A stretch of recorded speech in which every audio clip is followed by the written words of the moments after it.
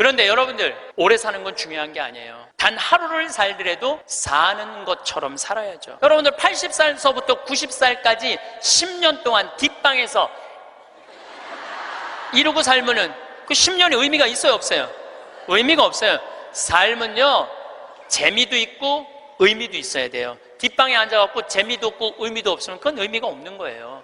그래서 사는 것처럼 살아라. 귀양 살라고 그러면은,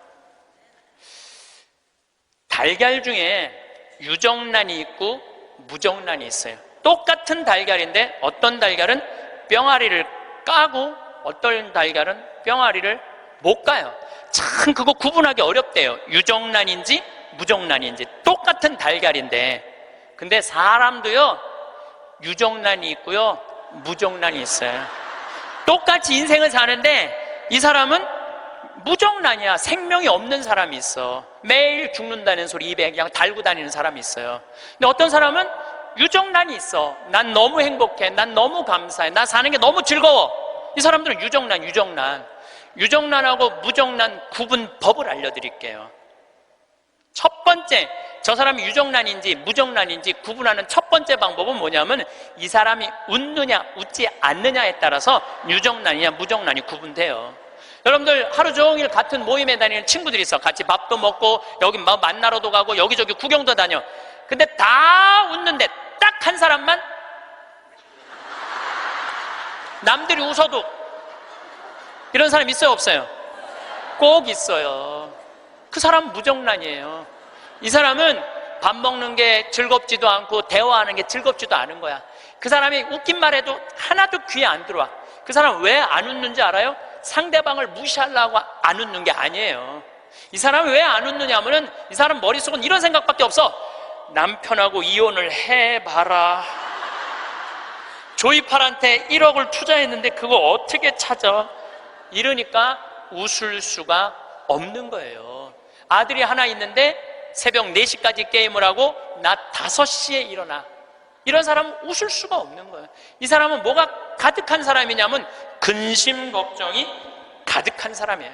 근심 걱정이 가득한 사람은 웃을 수가 없어요. 근데 여러분들이 근심한다고 단 하루라도 생명을 연장할 수 있어요? 걱정하지 말라고 예수님이 마태복음 6장에 말하잖아요. 걱정하지 말아라. 너희들은 오늘 일은 오늘로 족하다. 무엇을 먹을까, 무엇을 마실까, 무엇을 입을까 걱정하지 마세요. 그러니까 여러분들은 걱정하지 말고 그냥 웃고 사세요. 웃음은 기적의 시작입니다. 저는 차쿠아 룽가 대통령께서 마지막에 박수를 치고 웃는 모습을 보고 저분이 나 땅 주겠구나, 그런 생각이 들었어요. 왜냐하면요, 웃음은 기적의 시작이에요. 웃음은 기적의 시작. 또 여러분들,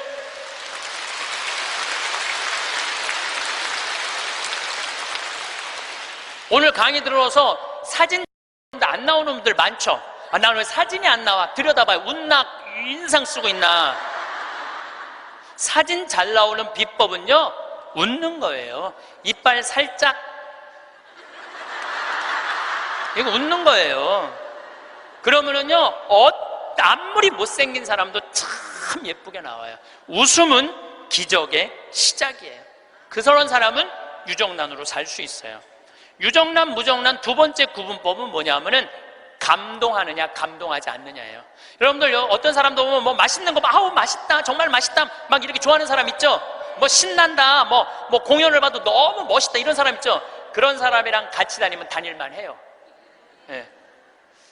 저는 이번에 미국 강의 중에 유타라는 곳을 여행을 했어요. 일주일 동안. 유타는 뭐냐면, 여러분들 서부 영화 보면 막 쫙 빨간 돌산이 막 하늘 높이 서 있고 그런 거 있죠?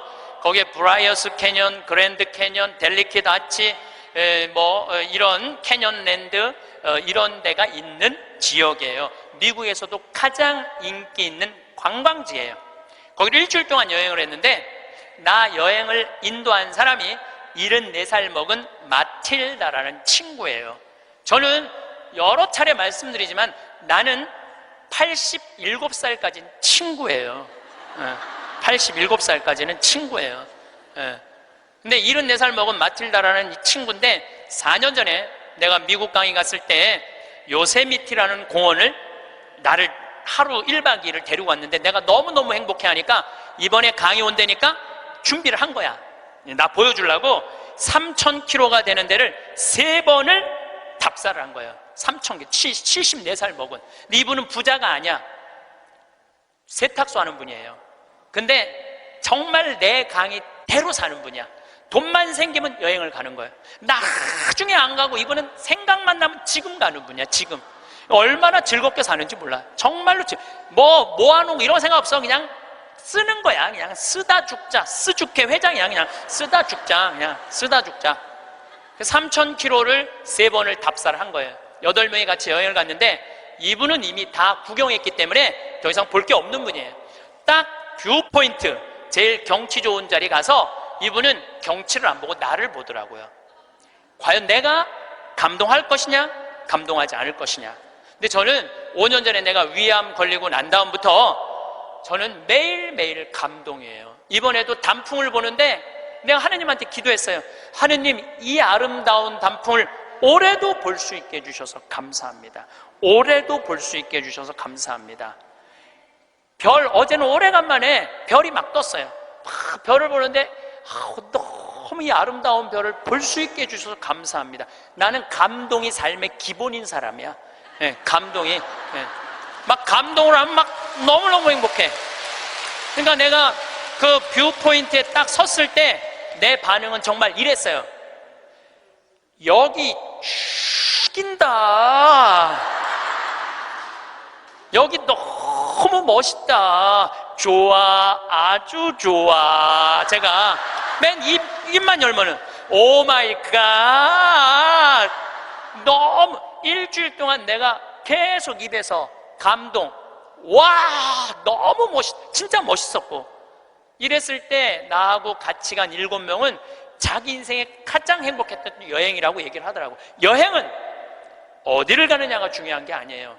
누구와 가느냐가 중요한 거예요. 누구와 가는데 감동하는 사람이랑 가느냐, 감동하지 않는 사람이랑 가느냐에 따라서 여행은 기분이 확 잡치기도 하고 너무 멋있기도 해.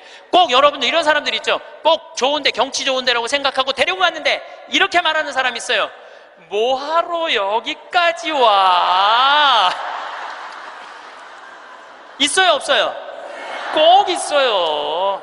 만약에 내가 그 델리킷 아치에서 이렇게 말했다면 그분은 다리에 힘이 쭉 빠졌을 거예요. 에이, 여기 뭐 우리나라 설악산 울산바위만 못하네. 이러면은요, 상대방 무릎 꺾는 것보다도 더 나쁜 일을 하고 있는 거예요. 사람은요, 감동을 할 줄 알아야지 이 사람이 멋있는 사람이에요. 그게 유정란이야. 유정란.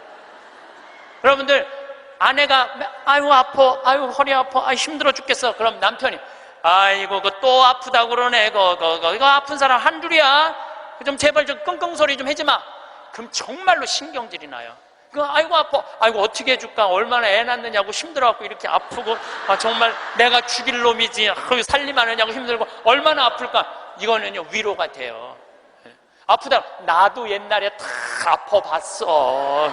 이런 사람 완전히 고춧가루 뿌리는 사람이에요. 유정란, 무정란은요, 감동하느냐 감동하지 않느냐에 따라서 결정이 되는 거. 또 유정란, 무정란은 감사하느냐 감사하지 않느냐에 따라서 유정란, 무정란은 결정적으로 구분지어져요. 남편이 김치찌개 딱 먹고, 여보, 이렇게 맛있는 김치찌개 먹을 수 있는 건 대한민국에서 나 하나밖에 없을 거야. 당신 어쩜 이렇게 김치찌개를 맛있게 끓여? 이거는 김치찌개가 아니야. 이건 예술 작품이야. 당신 혹시 여기다가 약 탔어? 이러면은요, 아내는요, 음식하는 게요, 예술 작품을 만드는 기분으로 만들 수 있어요. 근데 남편이 딱 김치찌개 먹고, 야, 30년 동안 끓이는 김치찌개 이것밖에 못 끓이냐? 김 있어? 김 재놓은 거? 콩, 간장, 콩 갖고 와, 콩. 이러면은요, 아내는 그 김치찌개에다가 독 타고 싶어, 독. 제가 이번에 애리조나에 갔는데 꼭 애리조나에 한 할아버지가 나 식사 대접을 하고 싶다는 거예요.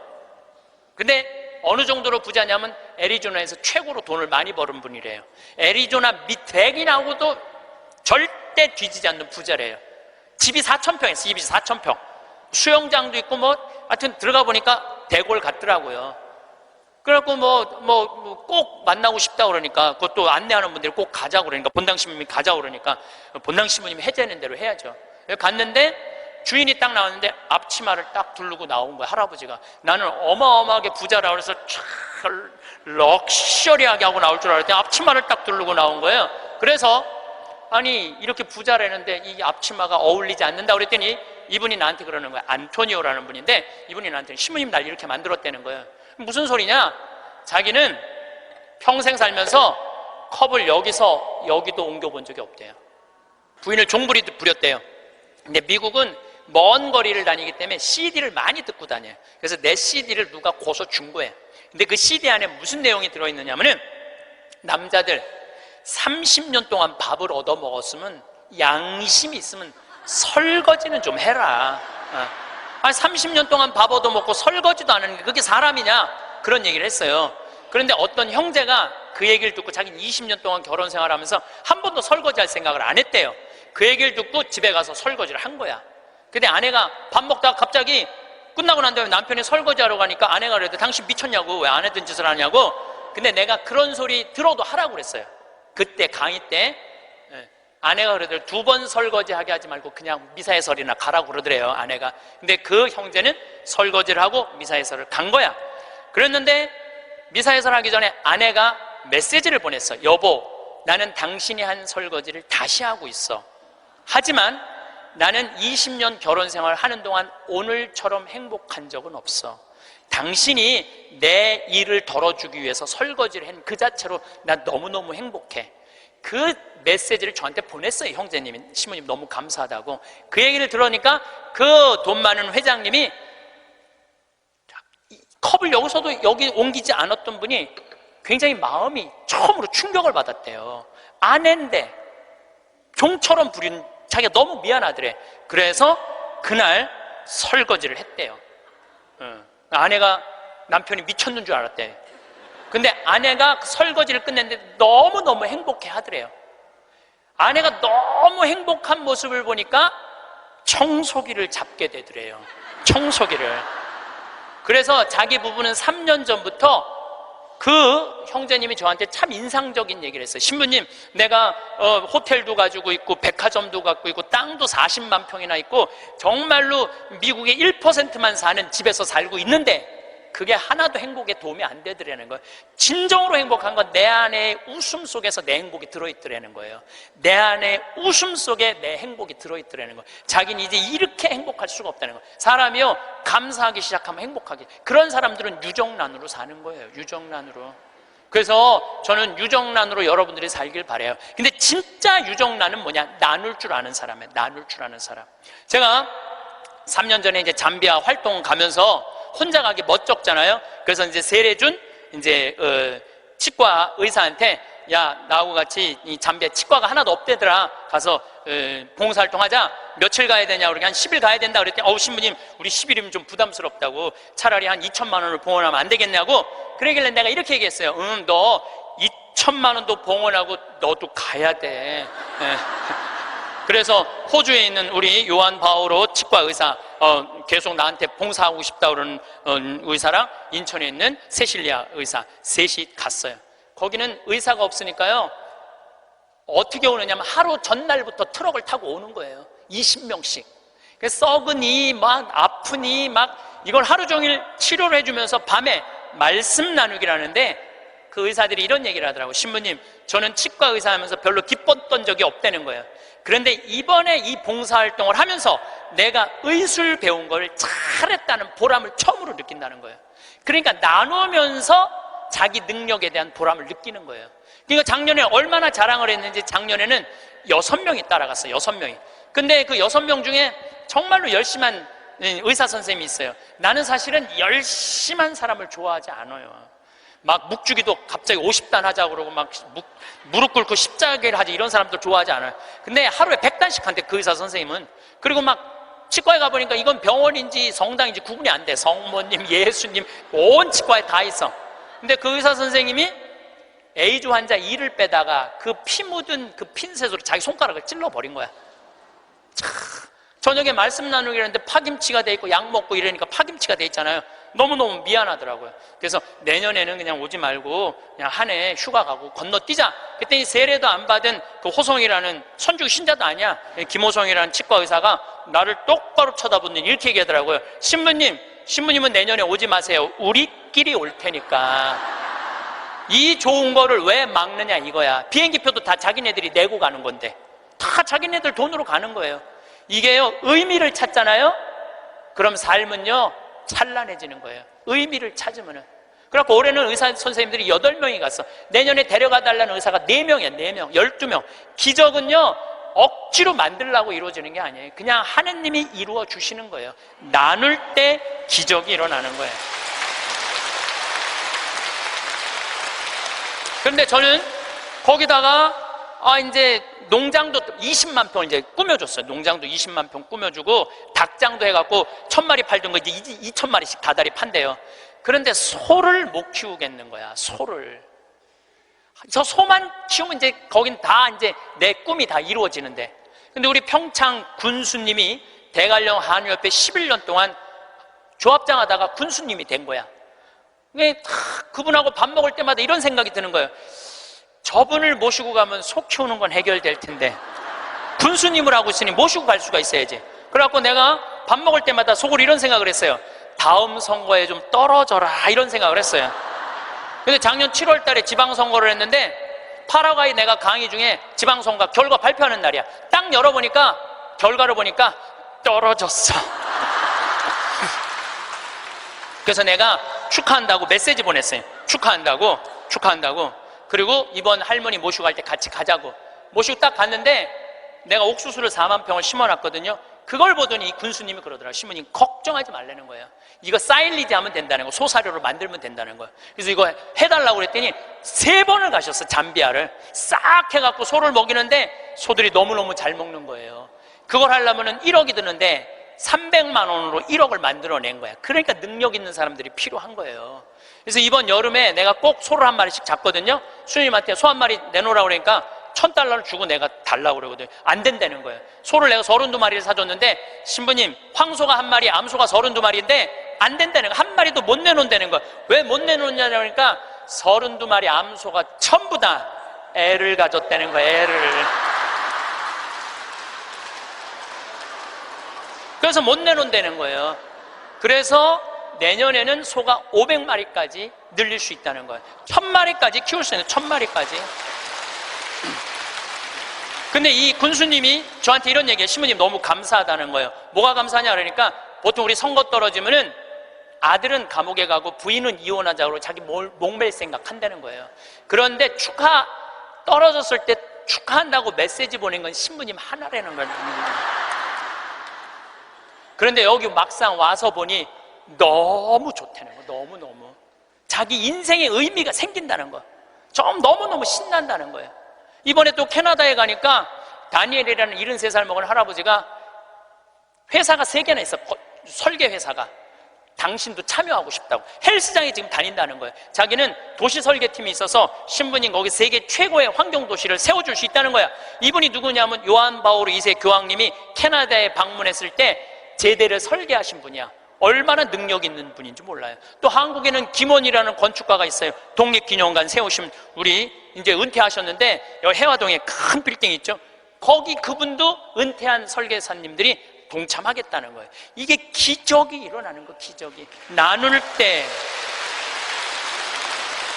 그러면 여러분들은 나도 참여하고 싶은데 신부님 나는 안 될까요? 여러분들도 참여했어요. 내가 할 줄 아는 게 뭔데요? 여러분들 할 줄 아는 게 왜 없어요? 내년에 60명 가면은 밥 해줘야 되잖아요. 밥. 근데 이번에 60부터 64살 되신 분 4분이 따라갔어요. 아줌마들이 애들 밥 해주려고 농장 꾸미는데 이분들이 나한테 한 얘기가 그 얘기예요. 신부님, 내가 60평생을 살면서 이렇게 찬란한 인생이 처음이라는 거예요. 찬란한 인생이. 저는 작년 12월 달에 제 인생에 특별한 일이 생겼습니다. 12월 첫 주에 할머니 한 분이 저한테 찾아오셔서 100억을 기증하셨어요. 네, 100억을 기증하셔서 첫 주에 와서 기증하신다고 그러더니 둘째 주에 기증을 그냥 교구청에 와서 주교님한테 하셨어요. 그냥 잠비아에 농업대학 세워달라고. 이 할머니가 이 기증하게 된 게 드라마보다도 더 드라마틱해요. 이 할머니가 벌써 3년이 됐네요. 이제 3년 전에 강도 4명한테 납치를 당했대. 강도 4명한테 납치를 당해갖고 할머니 차에 이 할머니를 꽁꽁 묶어서 여행용 가방에 넣어서 차 트렁크에 넣은 거예요. 그리고 할머니 지갑에서 카드를 다 뺏어갖고 은행마다 다니면서 돈을 빼기 시작한 거예요. 은행마다 다니면서 이틀을 할머니를 끌고 다닌 거예요. 차 트렁크에 넣어놓고. 이 할머니는 트렁크에 이틀이 있으면서 나는 죽었다 이렇게 생각했대. 나는 죽었다. 근데 이 강도들한테는 뭐가 가장 궁금하냐면 이틀을 끌고 다니니까 경찰들이 나를 지금 쫓고 있는지 아니면 집에서 신고를 했는지 그게 너무너무 궁금하잖아요. 그 라디오를 틀었는데 이 할머니 차인데 AM도 고장나고 FM도 고장난 거예요. 유일하게 뭐만 고장나지 않았느냐면은 CD 플레이어만 고장이 안 난 거예요.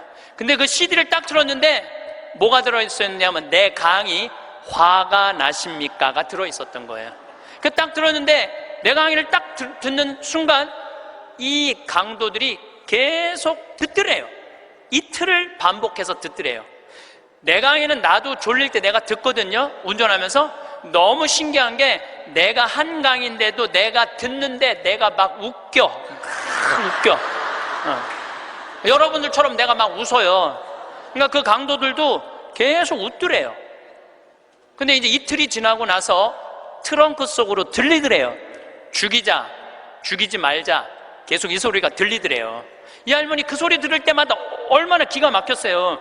그런데 막 언쟁을 끝내고 난 다음에 두목이 트렁크에 있는 할머니를 꺼내더니 할머니, 우리가 이 CD를 듣다 보니까 할머니 죽일 생각이 없어졌다. 할머니 풀어줄 테니까 신고만 하지 말라고. 그래서 할머니가 풀려난 거예요. 저는 내 강의를 어떤 분은 신부님 강의 너무 좋아갖고 녹음을 CD를 해갖고 1000개를 해갖고 1000개를 돌렸다는 분도 내가 만났어요. 근데 저는 지금도 공개적으로 얘기하지만 나는 내 CD에 대해서 지적 재산권 저는 요구하지 않아요. 10,000개를 복사해도 돌려도 돼. 선교용으로 얼마든지 쓰세요. 저는 그 할머니가 그 CD를 듣고 나한테 100억을 기증한 게 더 중요한 게 아니라 그 CD를 듣고 4명이 살인을 저지르지 않은 것에 대해서 훨씬 더 감사해요. 저는. 근데 이 할머니가 풀려나서 1년 동안 바깥 출입을 못했대요. 1년 동안 너무너무 무서워서. 안 그렇겠어요? 세상이 얼마나 무섭겠어요? 그런데 할아버지가 계속 할머니한테 그런 거, 당신은 신부님 때문에 살은 거라고. 이 할아버지는 작년에 돌아가셨어요. 87세에 올해 돌아가셨는데, 올해 폐암으로 돌아가셨는데 이 할아버지가 계속 할머니한테 그랬대요. 당신은 신부님 때문에 살은 거라고. 이 할머니가 정신을 차리고 보니까 나 때문에 살은 거거든. 나는 그 할머니가 그때 그 할머니인지 몰랐어요. 그 할머니가. 근데 그날따라 내가 잠비아 얘기를 참 많이 했어요. 잠비아 얘기를. 그러니까 이 할머니가 그 강의를 들으면서 내가 만약에 죽었다면 그때 그 많은 재산이 하늘로 다 없어졌을 텐데 저 신부님 때문에 살아났으니까 저 신부님이 원하는 일을 내가 해드려야 되겠다. 그리고 100억을 할아버지 빌딩 50억, 할머니 빌딩 50억 2개를 다 해서 정리를 해갖고 교구청에 봉헌을 하신 거예요. 기가 막힌 거죠. 세상에 그런 일이 어딨어요. 남들은 나한테 돈벼락 안 떨어지나 그러면 로또 한 번 맞는데 20억이랬는데 나는 5번이나 맞은 사람 로또를. 예. 물론 내 주머니에 들어오는 건 아니지만은. 그러니까 숙제가 생겼잖아요. 숙제가. 나는 느닷없이 그냥 할머니가 와갖고 잠비아에 농업대학 세우라. 난 농업대학 세워볼까? 그랬지 세우려고는 안 그랬거든요. 예, 세우려고는 안 그랬어요. 하고 나중에 거기다 농업대학 세워볼까? 이런 생각은 있었어요. 그럼 어떻게?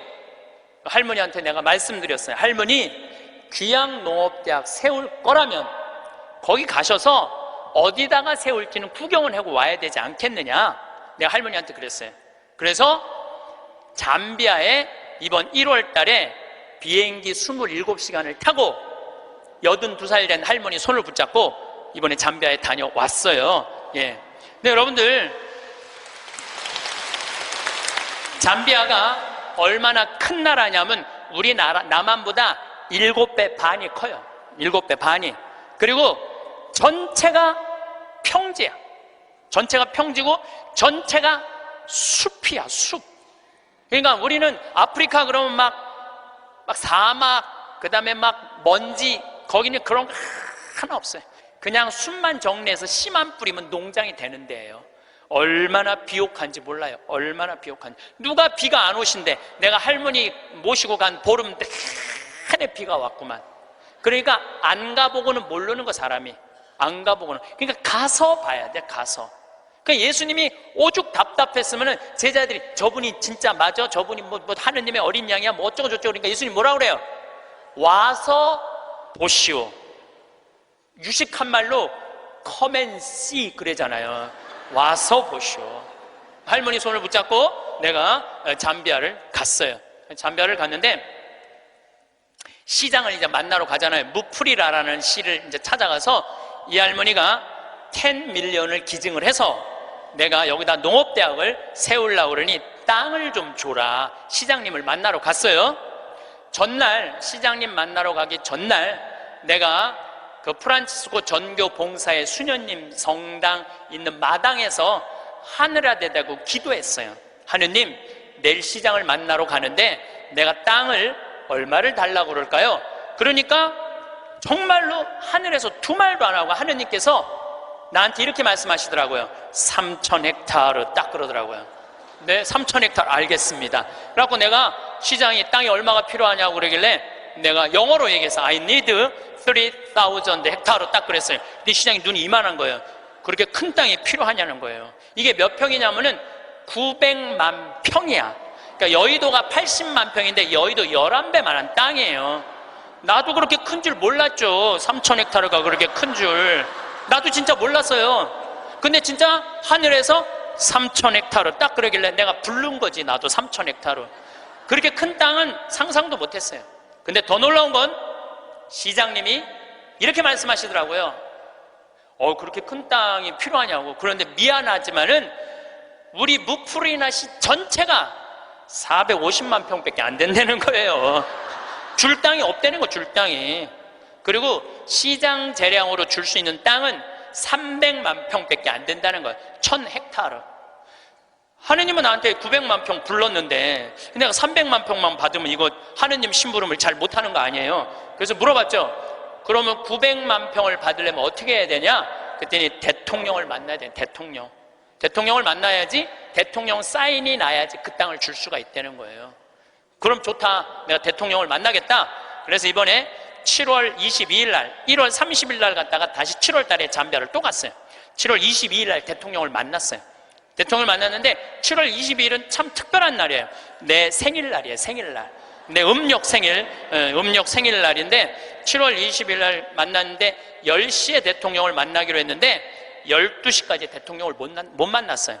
왜냐면 우리 대기시설에서 기다리는데 뭐 유럽의 뭐 프랑스인가 어디 대사가 왔다 가고 그 다음 미국의 무슨 에너지 위원장이라고 국회 사람이 들어왔다 가고 계속 엠바서더 대사들이 대통령 만나러 가는 거예요. 우리는 뭐 땅 얻으러 온 사람들인가 가만히 대기실에서 계속 기다리고 있었죠. 기다리고 있는데 이번에는 특별한 사람을 만난 거야. 추장을 처음 본 거야. 추장. 여러분들 추장 본 적 없죠? 추장을 처음 봤어요. 내가 태어나서 처음으로. 여러분들 추장님들은요 옷 벗고 안 다녀요. 우리가 잘못 알고 있는 거예요. 추장이 딱 들어오는데 추장이 먼저 안 들어와요. 경호원 2명이 딱 이런 양복 정장한 경호원이 딱 들어오는 거예요. 근데 딱 들어오는데 한눈에 추장인 줄 알겠더라고요. 모자를 탁 쓰고 여자 추장이야. 그것도 여자 추장이 딱 들어오는데 왕이 들고 다니는 홀을 딱 들고 들어오는 거야. 내가 그 대사들이 다 왔다 한 번도 안 일어났어요. 근데 그 추장이 딱 문 열고 들어오는 순간 저절로 일어나지더라고. 저절로. 왜냐하면요 잠비아의 추장 정도면 어느 정도로 권력이 좋으냐면은 보통 추장 한 분이 가지고 있는 땅이 6억 평 정도 돼요. 부산시가 1억 4천만 평이에요. 부산시가. 그러니까 서울보다 더 큰 땅을 갖고 있는 거예요. 추장 한 분이. 그러니까 잠비아에서 추장님한테 잘못 보이잖아요. 그냥 쫓겨나는 거예요. 근데 어떻게 안 일어나? 저절로 일어나지는 거죠. 그러더니 나를 보더니 내가 로만 칼라 했으니까 내 손을 나를 보더니 딱 웃으면서 땡큐. 수녀님들도 다 땡큐 하고 딱 만나러 가는 거예요. 그것도 대통령 추장님 만나고 나오면서 우리 또 나올 때 또 일어나죠. 추장님 만나고 그냥 가더라고요. 2시간 동안 사실은 추장님 왔다 갔다 하고 뭐 대사관들 왔다 갔다 하는 거 구경만 한 거야. 12시가 됐을 때 경호실에서 영접실로 오라고 그러더라고요. 그래서 영접실에 들어가서 거기서 1시간을 기다려서 1시간을 3시간 만에 대통령이 나타난 거예요. 대통령께서 딱 들어오시는데 우리를 딱 보더니 정말로 내 귀에 영어로 그러더라고요. I owe you an apology 그러더라고요. 사과하겠다는 아주 정중한 말이에요. 그 말이 사과하고 싶다고. 그러니까 내가 그 얘기를 딱 듣고 내가 진짜로 유창한 영어로 이렇게 말했어요. 진짜 유창한 영어로 Don't worry, I understand, because you are president of Zambia. 내가 그랬어요. 당신 잠비아 대통령이기 때문에 당신 바쁘기 때문에 내가 이해한다. 그러니까 대통령께서 막 웃으시더라고요. 그리고 이제 앉아서 제가 이런 얘기를 했어요. 나는 잠비아를 사랑한다. 왜 잠비아를 사랑하느냐면 잠비아는 부족 간에 분쟁이 없어요. 거기 전쟁이 없는 나라예요. 1,500만, 인구가 1,500만인데 서로 전쟁이 없어요. 그리고 전쟁만 없을 뿐더러 테러도 없어요. 그리고 이 나라가 영국으로부터 독립한 지 딱 내 나이야 51년 됐어요. 51년 됐는데 이 나라가 대통령 정권 이양이 계속 민주적으로 교체가 되는 거예요. 다 투표로. 참 특별한 아프리카의 평화로운 나라예요. 평화로운 나라예요. 그래서 나는 이 나라에는 투자를 하고 싶다. 그리고 또 할머니 한 분이 100억을 기증해서 여기다가 내가 농업대학을 세우고 싶다. 뿐만 아니라 농업대학뿐만 아니라 의대도 세우고 싶다. 의대도 세우고 싶은데 그것뿐만 아니라 환경도시를 건설하고 싶다. 저는 거기다가 환경도시를 건설하고 싶어요. 참 아름다워. 별도 너무너무 멋있고. 그래서 내가 여러분들 초대하고 싶어요. 별이라는 게 이렇게 아름다운 거구나. 그러니까 내가 땅이 좀 필요하다. 땅이 좀 많이 필요하다. 3,000 헥타르가 필요하다.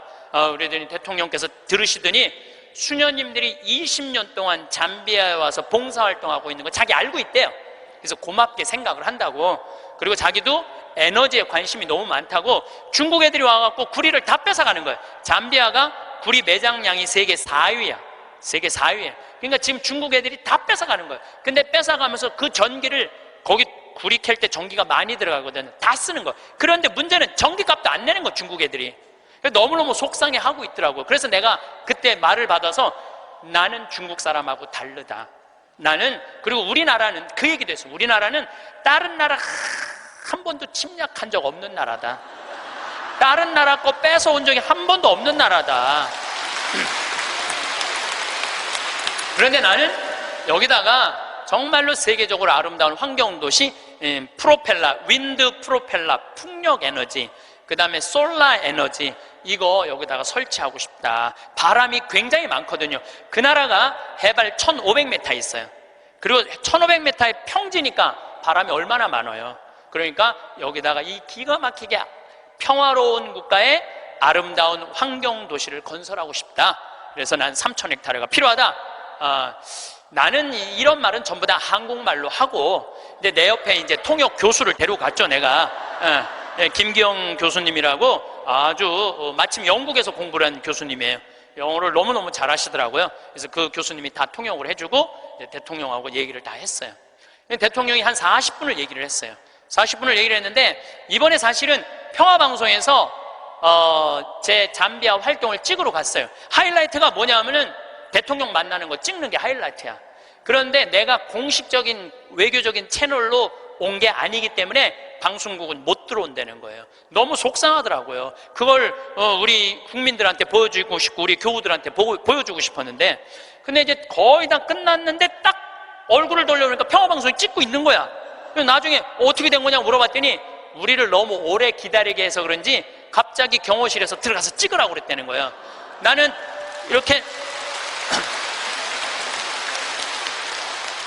대통령을 보고 있느냐고 앞을 못 봤거든요. 40분 동안 집중을 해야 되잖아요. 집중. 잘 못 알아들어도 알아듣는 척하고 막 이렇게 집중을 해야 되기 때문에 앞을 못 봤어요.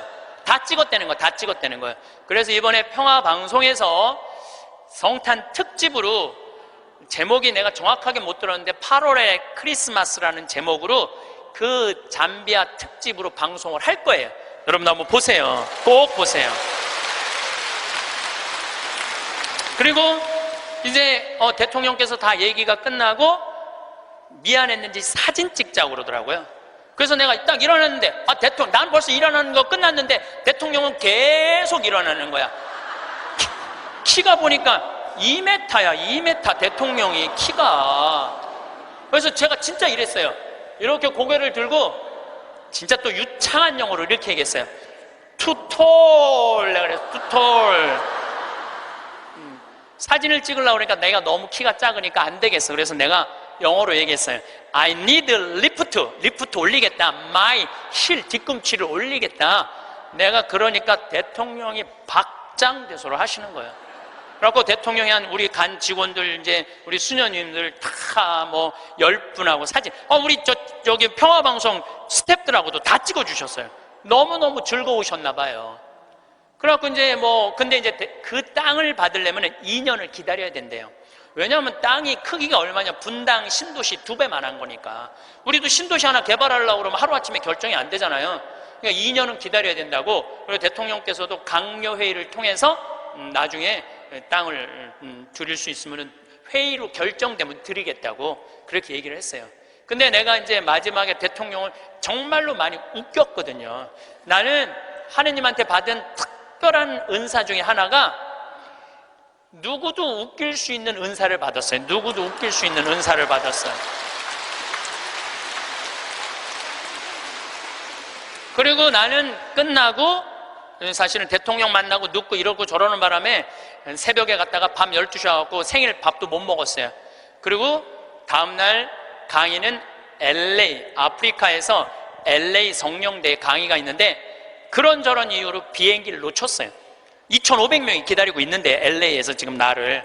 그러니까 전 세계 비행기를 뒤져보니까 원래는 싱가포르로 해서 LA로 이제 가는 비행기를 끊어놨는데 그걸 놓쳤으니 가긴 가야 될 거 아니야. 지금 2,500명이 날 기다리고 있는데.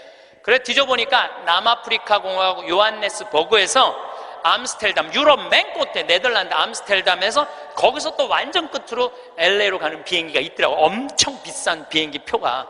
그걸 끊어서 하루 종일 걸쳐서 암스테르담에 도착을 했어요. 암스테르담에 도착을 해갖고 핸드폰을 딱 열어보니까 수녀님이 메시지를 보냈어. 신부님, 기적이 일어났다는 거예요. 무슨 기적인가 했더니 다음날, 하루가 지난 거니까 다음날 대통령께서 직접 국토부 장관한테 직접 전화했대. 직접 전화해갖고 어제 한국에서 오신 신부님 원하는 땅 3,000헥타르 장관이 책임지고 다 드리라고 그랬다는 거예요.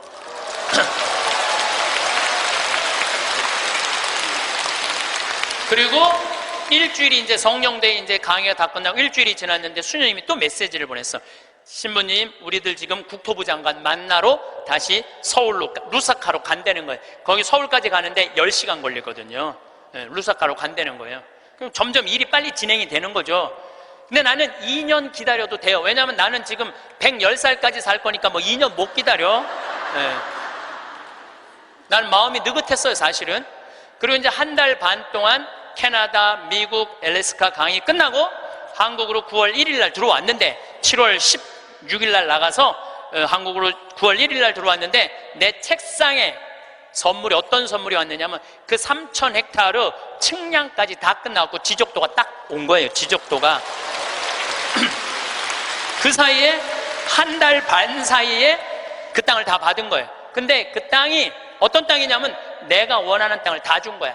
거기에 유칼립투스, 소나무 이렇게 굵은 거 어마어마하게 산림청에서 심어놓은 거 다 준 거, 그 땅. 그리고 강이 2개가 흘러요, 그 안에.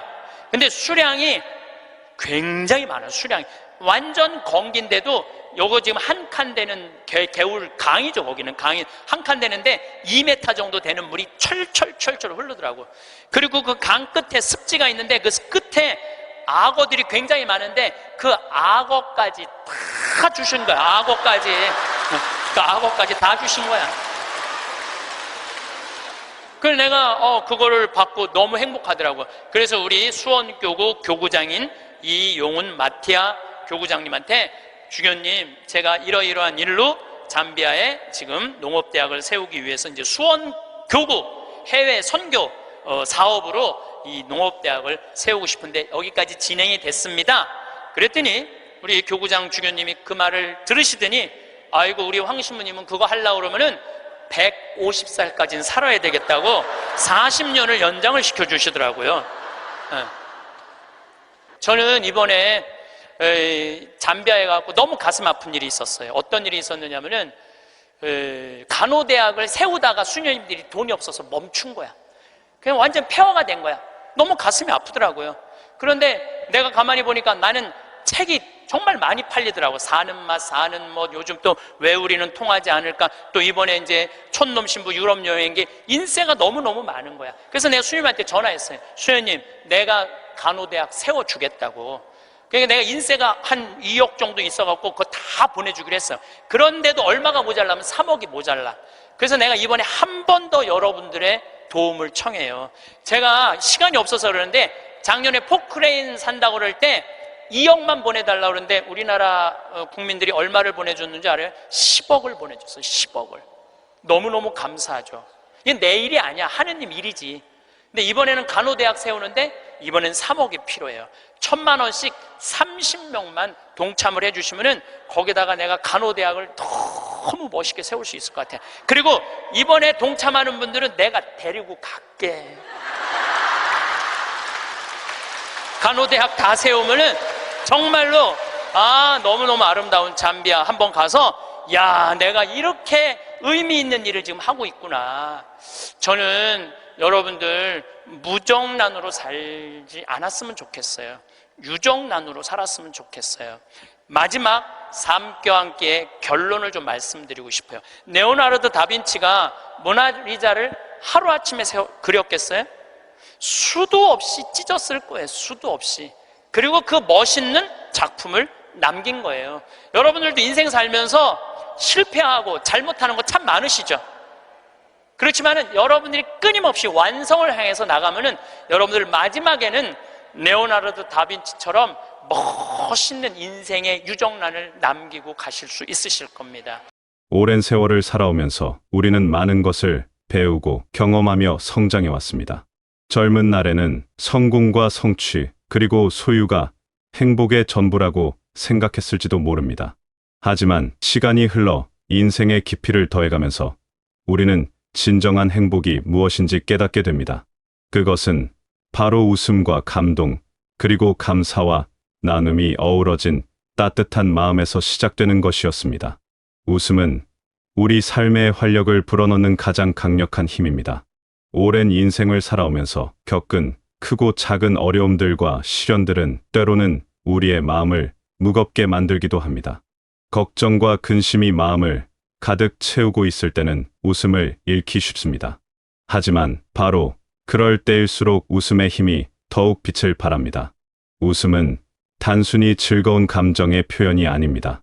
그것은 우리의 몸과 마음을 치유하는 놀라운 약과 같습니다. 웃을 때 우리의 몸에서는 행복 호르몬이 분비되어 스트레스를 줄이고 면역력을 높여줍니다. 더 중요한 것은 웃음이 우리의 관점을 바꾸어준다는 것입니다. 어려운 상황도 웃음과 함께하면 조금 더 가벼워집니다. 작은 일상의 순간들에서 웃음을 찾는 것은 삶의 지혜입니다. 손자, 손녀의 천진난만한 모습이나 텔레비전 속 유머 프로그램, 그리고 친구들과의 즐거운 만남에서 우리는 자연스럽게 웃음을 찾을 수 있습니다. 때로는 자신의 과거 실수들을 떠올리며 혼자서 웃어보는 것도 좋습니다. 그런 웃음들이 모여 우리의 하루를 밝게 만들어줍니다. 웃음에는 전염성이 있습니다. 우리가 웃으면 주변 사람들도 덩달아 기분이 좋아집니다. 가족들과 함께 웃고 이웃들과 함께 웃을 때 우리는 서로에게 큰 선물을 주고받는 것입니다. 웃음은 말없이도 사람들의 마음을 연결해주는 다리 역할을 합니다. 웃음은 또한 우리의 관계를 더욱 깊고 진실하게 만들어줍니다. 진정한 웃음을 나누는 사이에는 특별한 유대감이 형성됩니다. 어려운 시절을 함께 견디며 웃음을 잃지 않았던 사람들과의 관계는 더욱 단단해집니다. 웃음은 슬픔을 반으로 나누고 기쁨을 2배로 만들어주는 마법 같은 힘이 있습니다. 나이가 들수록 웃음의 질이 달라집니다. 젊었을 때의 웃음이 순간적이고 자극적이었다면 이제의 웃음은 더욱 깊고 따뜻합니다. 이 인생의 희로애락을 모두 경험해본 사람만이 가질 수 있는 여유로운 웃음입니다. 이런 웃음은 주변 사람들에게도 안정감과 평화로움을 전해줍니다. 세월이 흘러도 여전히 감동할 줄 아는 마음을 가지고 있다는 것은 정말 축복입니다. 많은 경험을 쌓아온 우리에게 오히려 작은 것에서도 깊은 감동을 느낄 수 있는 능력이 생겼습니다. 젊었을 때는 놓쳤던 미묘한 아름다움들을 이제는 섬세하게 감지할 수 있게 되었습니다. 봄이 되어 새싹이 돋아나는 모습을 보며 생명의 신비로움에 감동하고 길가에 핀 이름 모를 작은 꽃에서도 자연의 경이로움을 발견합니다. 비 온 후 맑아진 하늘이나 새벽녘 고요한 정적 속에서도 우리는 말로 표현할 수 없는 깊은 감동을 느낍니다. 사람들과의 관계에서 오는 감동도 더욱 깊어집니다. 자녀들이 보여주는 작은 배려나 오랜 친구의 안부 전화 한 통에도 가슴 깊이 울림을 느낍니다. 이런 감동들은 우리의 감정을 풍부하게 만들어주며 삶을 더욱 의미 있게 해줍니다. 감동하는 마음은 우리를 살아있게 만드는 증거입니다. 세상에 무관심해지고 감정이 메말라간다면 그것은 진정한 죽음과 다르지 않습니다. 하지만 여전히 아름다운 것을 보고 감동하고 좋은 일에 마음이 따뜻해진다면 우리의 영혼은 살아있는 것입니다. 때로는 책을 읽으며 저자의 깊은 통찰에 감동하기도 하고 음악을 들으며 선율의 아름다움에 마음이 움직이기도 합니다. 영화나 연극을 보며 인간의 삶에 대한 깊은 이해에 도달할 때도 있습니다. 이런 문화적 경험들을 통한 감동은 우리의 정신을 더욱 풍부하게 만들어줍니다. 감동은 또한 우리에게 새로운 에너지를 제공합니다. 무기력하고 지루한 일상 속에서도 감동하는 순간을 만나면 우리는 다시 살아있음을 느낍니다. 그것은 마치 메마른 땅에 단비가 내리는 것과 같습니다. 감동은 우리의 마음을 촉촉하게 적셔주며 새로운 희망을 심어줍니다. 감동하는 능력은 연습을 통해 기를 수 있습니다. 일상의 작은 것들에 더 많은 관심을 기울이고 감사하는 마음을 가질 때 우리는 더 자주 감동을 경험할 수 있습니다. 바쁘고 복잡한 세상 속에서도 잠깐 멈추어 주변을 둘러보는 습관을 기른다면 매일매일이 감동의 연속이 될 수 있습니다. 감사하는 마음은 삶을 바라보는 우리의 태도를 근본적으로 바꾸어 놓습니다. 오랜 세월을 살아오면서 우리는 많은 것들을 당연하게 여기며 살아왔을지도 모릅니다. 매일 떠오르는 해와 건강한 몸, 그리고 사랑하는 가족들의 존재를 너무나 자연스럽게 받아들여 왔습니다. 하지만 이제 우리는 이 모든 것들이 얼마나 소중하고 감사한 일인지 깊이 깨닫게 됩니다. 아침에 눈을 뜨고 하루를 시작할 수 있다는 것 자체가 축복입니다. 맛있는 음식을 먹을 수 있고 편안한 잠자리에서 쉴 수 있다는 것도 감사한 일입니다. 감사의 마음은 우리를 더욱 겸손하게 만들어줍니다. 우리가 지금까지 이룬 모든 것들이 오직 우리만의 노력으로 이루어진 것이 아님을 알게 됩니다. 가족들의 지지와 친구들의 도움, 그리고 수많은 사람들의 보이지 않는 손길이 있었기에 가능했던 일입니다. 일상의 작은 순간들에서 감사거리를 찾는 것은 삶을 더욱 풍요롭게 만드는 비결입니다. 따뜻한 차 한 잔의 여유로움이나 좋아하는 책을 읽을 수 있는 평온한 시간, 그리고 사랑하는 사람들과 함께 보내는 소중한 순간들에 대해 감사할 때 우리의 마음은 평화로워집니다. 감사하는 마음은 불평과 원망을 몰아내는 강력한 힘이 있습니다. 부족한 것에 초점을 맞추기보다는 가진 것에 감사할 때 우리는 진정한 만족을 느낄 수 있습니다. 이는 단순히 긍정적으로 생각하자는 것이 아니라 삶의 진실을 보는 올바른 시각을 갖는 것입니다. 감사는 또한 우리의 관계를 더욱 풍성하게 만들어줍니다. 다른 사람들의 도움과 사랑에 대해 진심으로 감사할 때 그 관계는 더욱 깊어집니다.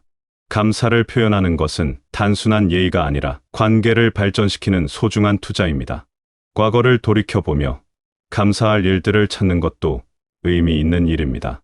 어려웠던 시절에도 우리를 도와준 사람들, 힘든 순간을 이겨낼 수 있게 해준 작은 기적들, 그리고 우리를 성장시켜준 모든 경험들에 대해 감사할 때 우리는 인생의 진정한 의미를 발견하게 됩니다. 감사하는 습관을 기르는 것은 삶의 질을 향상시키는 가장 확실한 방법 중 하나입니다. 매일 저녁 하루를 마무리하면서 감사했던 일들을 떠올려 보거나 감사 일기를 쓰는 것도 좋은 방법입니다. 이런 작은 실천들이 쌓여서 우리의 삶을 더욱 행복하고 만족스럽게 만들어줍니다. 진정한 행복은 소유에서 오는 것이 아니라 나눔에서 온다는 진리를 우리는 이제 깊이 이해하게 되었습니다. 젊은 시절에는 더 많이 가지고 더 높은 곳에 오르는 것이 행복의 조건이라고 생각했을지도 모릅니다. 하지만 인생의 깊이를 더해가면서 우리는 베푸는 기쁨이 받는 기쁨보다 훨씬 크다는 것을 깨닫게 됩니다. 나눔은 꼭 물질적인 것만을 의미하지 않습니다. 우리가 살아오면서 축적한 경험과 지혜를 젊은 세대와 나누는 것도 소중한 나눔입니다. 어려운 상황에 처한 이웃에게 따뜻한 말 한마디를 건네거나 외로운 사람에게 관심을 보여주는 것도 귀한 나눔의 형태입니다. 자원봉사나 기부 활동을 통해 사회에 기여하는 것은 우리에게 깊은 만족감을 줍니다. 우리의 작은 도움이 누군가에게는 큰 힘이 될 수 있다는 것을 알 때 우리는 삶의 진정한 의미를 발견하게 됩니다. 이는 단순한 선행을 넘어서 우리 존재의 가치를 확인하는 일입니다. 나눔의 철학은 우리를 더욱 풍요로운 사람으로 만들어줍니다. 베풀 때 우리는 오히려 더 많은 것을 받게 됩니다. 그것은 물질적인 보상이 아니라 마음의 평안과 삶에 대한 깊은 만족감입니다. 나누는 삶을 사는 사람은 결코 가난하지 않습니다. 가족들에게 사랑을 나누고 이웃들에게 관심을 나누며 사회에 우리의 재능을 나누는 것은 우리 자신을 더욱 완전한 존재로 만들어줍니다. 나눔은 우리를 고립된 개체가 아니라 더 큰 공동체의 일원으로서 살아가게 해줍니다. 나눔의 방법은 다양합니다. 때로는 직접적인 도움을 제공하기도 하고 때로는 조용히 뒤에서 지원하기도 합니다. 중요한 것은 나누고자 하는 마음가짐입니다. 진심에서 우러나오는 나눔만이 진정한 의미를 가질 수 있습니다. 나눔을 통해 우리는 자신의 한계를 넘어설 수 있습니다. 개인의 이익만을 추구할 때는 느낄 수 없었던 더 큰 기쁨과 보람을 경험하게 됩니다. 이는 우리의 시야를 넓혀주고 삶에 대한 새로운 관점을 제공해줍니다. 작은 나눔부터 시작하는 것이 중요합니다. 거창한 계획을 세우기보다는 지금 당장 할 수 있는 작은 나눔들을 실천해보는 것입니다. 이웃에게 따뜻한 인사를 건네거나 어려운 사람을 위해 기도해주는 것도 소중한 나눔의 시작입니다. 조화로운 삶의 완성. 웃음과 감동, 그리고 감사와 나눔이 하나로 어우러질 때 우리의 삶은 진정한 완성을 향해 나아갑니다. 이 네 가지 요소들은 서로 분리된 것이 아니라 하나의 아름다운 선율을 이루며 우리의 일상을 풍요롭게 만들어줍니다. 웃음이 있는 곳에는 자연스럽게 감동이 따라오고 감사하는 마음에서는 저절로 나눔의 정신이 싹틉니다. 이들은 서로를 돕고 강화시키며 우리의 삶을 더욱 깊이 있고 의미 있게 만들어줍니다. 아침에 일어나 하루를 감사하는 마음으로 시작하고 작은 일에도 감동하며 웃음을 잃지 않는 사람은 자연스럽게 다른 이들과 기쁨을 나누고 싶어집니다.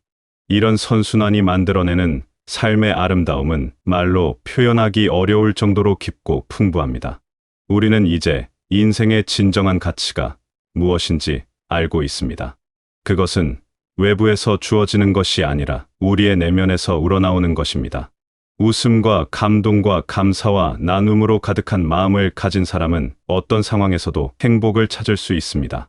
이런 삶의 태도는 우리 주변 사람들에게도 긍정적인 영향을 미칩니다.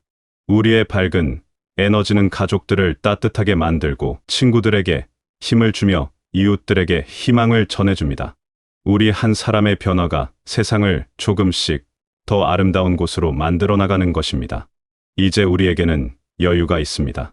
바쁘게 살아온 지난날과는 달리 이제는 천천히 주변을 둘러볼 수 있는 시간이 있습니다.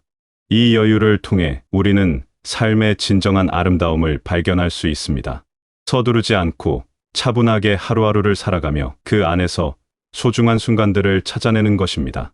삶의 완성은 완벽함을 의미하지 않습니다. 오히려 불완전함을 받아들이면서도 그 안에서 아름다움을 찾는 것입니다. 우리는 모두 부족한 존재이지만 그럼에도 불구하고 웃음과 감동과 감사와 나눔을 통해 의미 있는 삶을 살아갈 수 있습니다. 웃음과 감동과 감사와 나눔이 있는 삶은 하루아침에 만들어지지 않습니다. 매일매일의 작은 실천들이 모여 큰 변화를 만들어내는 것입니다. 아침에 일어나서 거울을 보며 미소를 짓는 것부터 시작해보세요. 작은 웃음 하나가 하루 전체의 분위기를 바꿀 수 있습니다. 하루 중 한 번은 주변의 아름다운 것들을 의식적으로 찾아보는 시간을 가져보세요. 창밖의 나무나 하늘의 구름 또는 길가의 꽃들을 유심히 바라보며 그 아름다움에 마음을 열어보는 것입니다. 이런 작은 관찰들이 감동하는 능력을 기르는 훈련이 됩니다.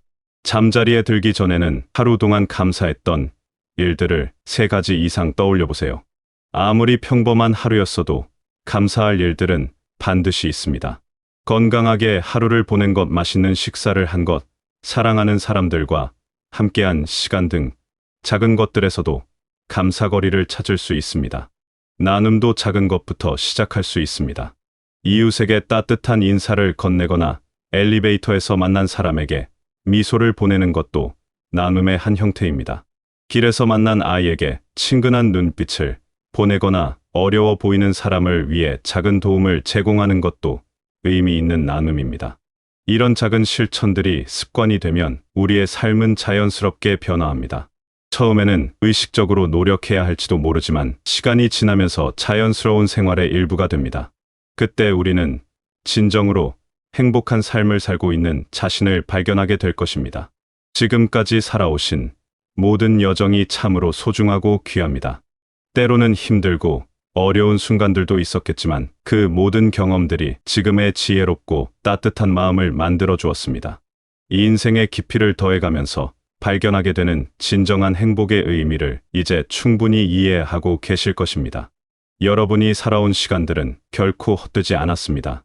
모든 기쁨과 슬픔, 성공과 실패, 만남과 이별이 지금의 성숙하고 아름다운 마음을 빚어내는 소중한 재료였습니다.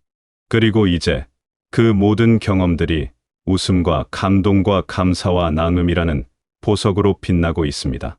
웃음을 잃지 않는 밝은 마음과 작은 것에도 감동할 줄 아는 풍부한 감성, 그리고 모든 것에 감사하는 겸손한 태도와 다른 이들과 기쁨을 나누는 너그러운 정신을 가지신 여러분은 이미 인생의 가장 소중한 보물들을 소유하고 계십니다. 하루하루가 새로운 선물입니다. 매일 아침 눈을 뜰 때마다 새로운 기회와 가능성들이 기다리고 있습니다. 작은 웃음 하나로도 누군가의 하루를 밝게 만들 수 있고 따뜻한 관심 하나로도 외로운 이에게 큰 위로가 될 수 있습니다. 여러분의 존재 자체가 이미 큰 축복입니다. 지금까지 쌓아온 지혜와 경험 그리고 따뜻한 마음은 이 세상을 더 아름다운 곳으로 만드는 소중한 자산입니다. 그 모든 것들을 통해 앞으로도 계속해서 의미 있고 보람찬 나날들을 만들어 가실 것입니다. 앞으로의 나날들이 웃음과 감동과 감사와 나눔으로 가득한 아름답고 의미 있는 시간들이 되시길 바라겠습니다.